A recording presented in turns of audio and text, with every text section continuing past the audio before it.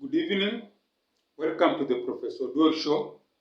Here it's nearly 4 p.m. Nairobi, the capital city of Kenya. Hope your day was okay, even mine has been okay. Just relaxing on this Wednesday. So today I'm continuing with my stories from my childhood. Today I want to talk about a story that happened. The year is 1987 and I'm 9 years old. We are living in this estate known as Kawangware. Kawangware is in Dagoretti constituency, which is part of Nairobi County. Kenya here you have 47 counties. So Nairobi, the capital city of Kenya, is one of the counties. So what happened in 1987? I'm 9 years old. We are living in this compound. It's a block of bungalows, like 10 bungalows, 2 bedrooms, and then me, I'm living there with my family and my young boy. So we have our landlord who lives across us, and there's a big fence, wire mesh. I don't know, they call it chain link these days. We used to call it wire mesh, but it's chain link, isn't it? So there's the chain link between us and our landlord, and the landlord lives in a very big mansionette, very big. He was a fat man with a big stomach. He used to drive a Pajero, those Pajeros of those days of the 80s. I don't know if he's still around these days. It has been so many years. So now one of our neighbors was an interesting man. He had two twin boys who were my age. And then those two boys had a young sister, month old. I think she was maybe 1 year old. They were like 9 years. Me, the same as my age. They were twin boys. They were very good friends of mine, their mother and then their father. Now, this father of theirs was an interesting man. That's why I'm saying I'm calling this story The Generous Gangster. The Generous Gangster. So you're going to find out who's the generous gangster in this story. So this man, he drove a red Peugeot 504. So during the week, you will not see him. During the day, let's say. At night, when you are going to sleep at 9 p.m. or in my bedroom, because my bedroom could see the driveway of our estate, of those bungalows, you see him coming in. So during the weekdays, you only see the vehicle at night, or you hear the vehicle when you are sleeping.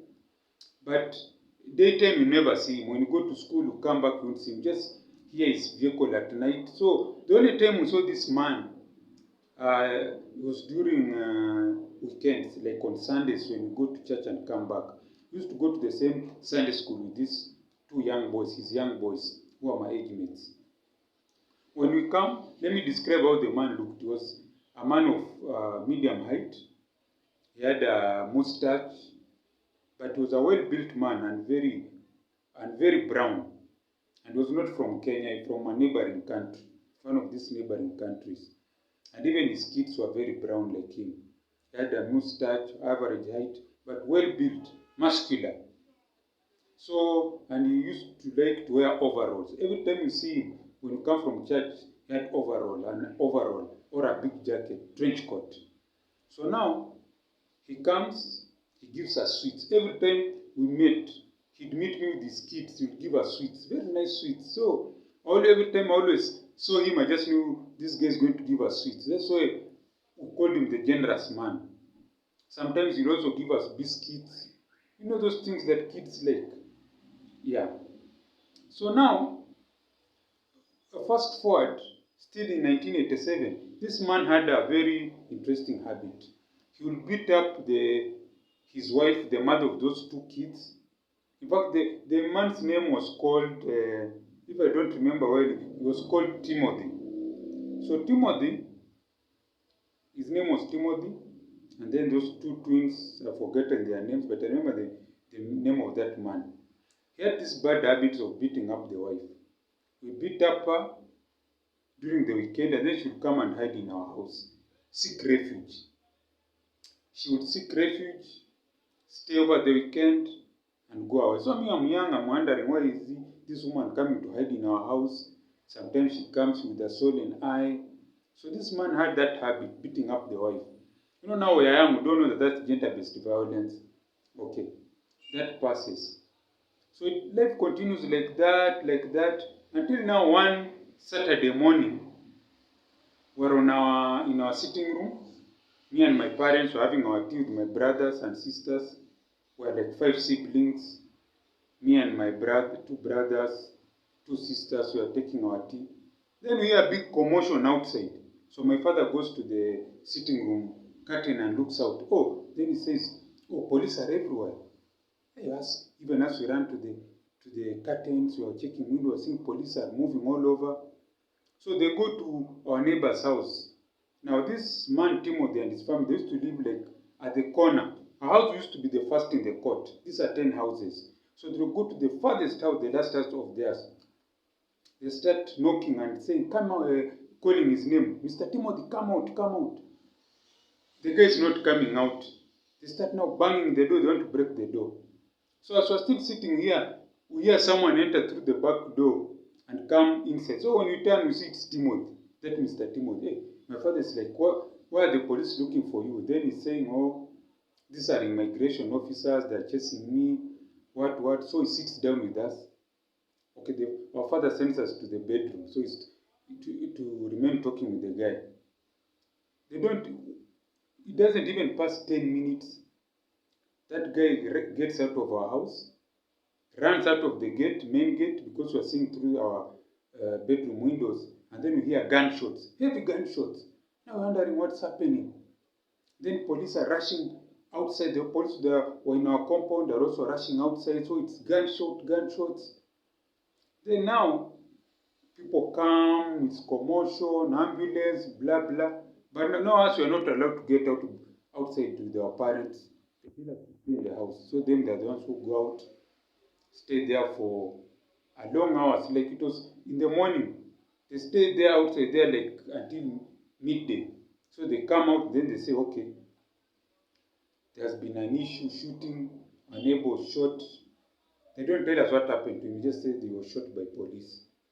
Now, later on the next day, that's when we learn out that this Timothy, from what we're being told by one of our aunts who came to visit, who also used to live around, that this guy was a gangster, was being shot by the police. So on that day when the police came, he tried to run away. He came to our house. So when the police started moving from house to house, when they were nearing our house, he ran away through the back door. And now when he met them, the other police outside, they confronted him, he removed his pistol, shoot out, was shot dead. So now, after a few days, we saw my 2 friends were carried away by their relatives. The red Peugeot I saw someone else driving it, I don't know if it was a relative. And then we never saw them again. So that is the short story of the generous gangster. So I missed, as I grew up, there was no one again to be giving me sweets over the weekends. So this is just a story of how this man was we just thought that he was a businessman, yet he was a bad gangster. Back to that story, wanted for carjacking, breaking into supermarkets, doing very bad things. Yet to us, he was this generous man. So that's why people say, don't judge a book by its cover. Be generous, but don't be a gangster. Don't be a generous gangster. Be a generous, good person. Be a generous person who is good and who is not evil. So that's the short story of the generous gangster from the 80s. I don't know where those 2 friends of mine went to, the twins.